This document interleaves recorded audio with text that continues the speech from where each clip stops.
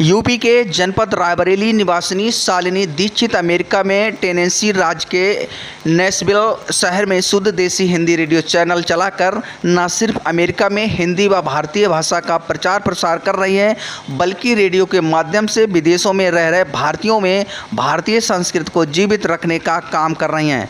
शालिनी बताती हैं कि वह अपने रेडियो पर हिंदी के अलावा भारत में बोली जाने वाली सभी भाषाओं के प्रोग्राम चलाती हैं। इस रेडियो की पहुँच आज अमेरिका के 7 राज्यों तक है तथा लोग इसे खूब पसंद कर रहे हैं। शालिनी ने बताया कि उनके प्रोग्राम व गानों की डिमांड इंडियन अमेरिकन के बीच में नंबर 1 पर रहती है।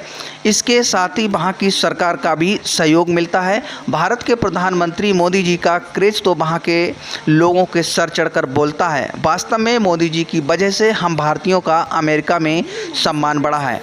जी, मेरा नाम शालिनी दीक्षित है और जो रेडियो हमने शुरू किया है अपने मित्र अनिरुद्ध साठे के साथ, रेडियो का नाम है शुद्ध देसी रेडियो। तो रेडियो शुरू करने के पीछे सोच यही थी कि जो हम भारतीय हैं पूरे विश्व में फैले हुए हैं, अलग अलग कंट्रीज़ में रहते हैं, सैकड़ों लाखों की तादाद में हम भारतीय रहते हैं बाहर, लेकिन मन में यही रहती है कि जन्मभूमि से तो हम दूर ही आ गए हैं।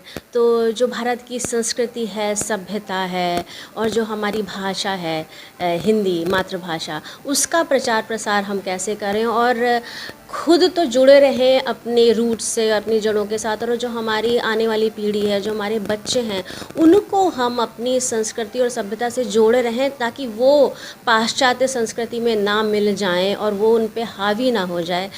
तो हमारी सोच वही थी और उसके पीछे मकसद यही था कि कैसे हम खुद भी जुड़े रहें और अपने बच्चों को भी अपनी संस्कृति और सभ्यता से जोड़े रहें। तो यूएस के लगभग स्टेट्स, सारे स्टेट्स की हम बात कर लें होता है, और क्योंकि हमारा रेडियो इंटरनेट रेडियो है, app based, web based radio है, तो जहाँ पे भी इंटरनेट है वहाँ पे आप रेडियो सुन सकते हैं, चाहे आप वेबसाइट पे चले जाएं, चाहे ऐप पे आप चले जाएं। और लैंग्वेजेस इंडिया की जो मातृभाषा हिंदी में तो हम प्रोग्रामिंग करते ही करते हैं, साथ में मराठी है, गुजराती है, उड़िया है, बंगाली, साउथ की लैंग्वेजेस देख लें तो तमिल, तेलुगु, कन्नड़ा, इन सब भाषाओं में हम प्रोग्राम करते हैं। तो ऐसा नहीं है कि केवल हम गाने ही उस भाषा में बजा रहे हैं। जो हमारी वार्ता होती है, बातचीत होती है, जो आरजेस बात करते हैं वो भी रीजनल लैंग्वेज में बात करते हैं और वहाँ के टॉपिक्स को उठाते हैं, लोगों से जानना चाहते हैं कि आप क्या सुनना पसंद करते हैं और उस टॉपिक को लेते हैं और वैसे ही गाने बजाते हैं उन भाषाओं में।